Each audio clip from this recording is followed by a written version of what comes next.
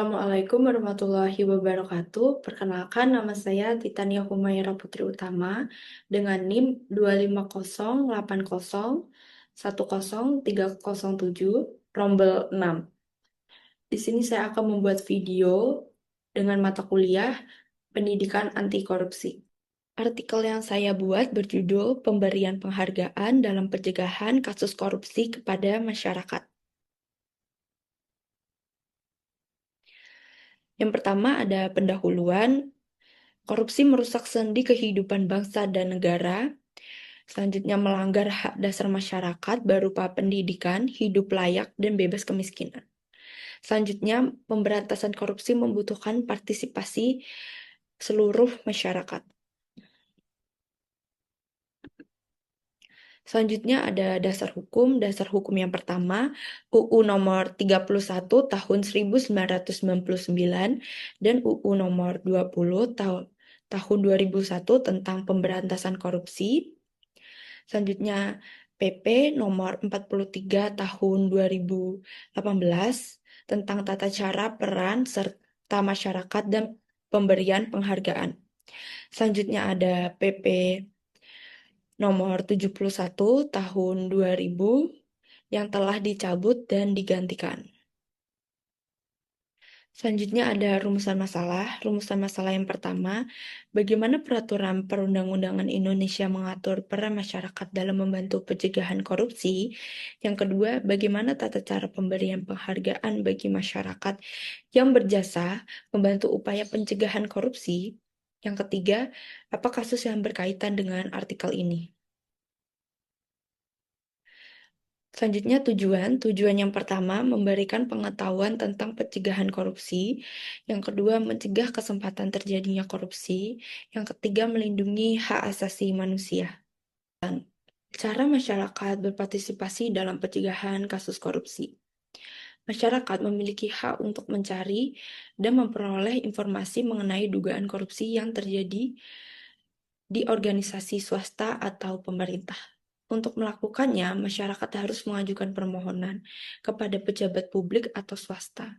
Permohonan dapat diajukan secara lisan atau tertulis, baik secara elektronik maupun non-elektronik. Namun, jika diajukan secara lisan, permohonan tersebut harus dicatat secara tertulis. Dalam penanganan kasus korupsi, masyarakat dapat menyampaikan saran dan pendapat mereka kepada lembaga penegak hukum secara lisan atau tertulis. Hal ini dapat dilakukan melalui media elektronik atau telepon.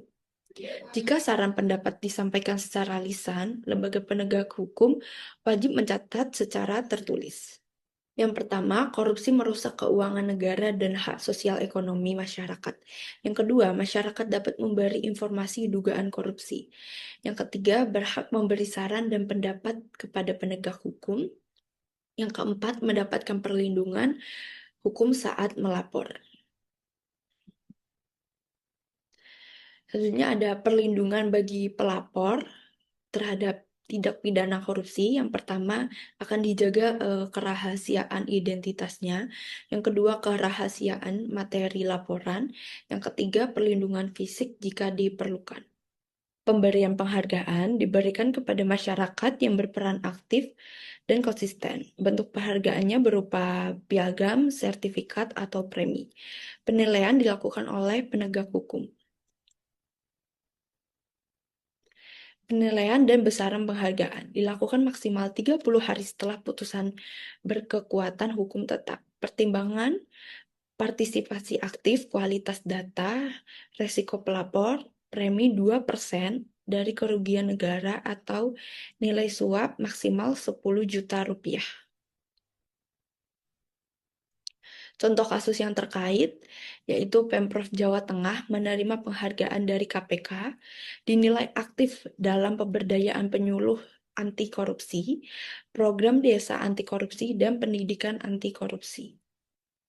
Terakhir ada penutup. Salah satu cara masyarakat berpartisipasi dalam pencegahan dan pemberantasan tindak pidana korupsi adalah dengan mencari, mendapatkan, dan memberikan dana atau informasi tentang tindak pidana korupsi.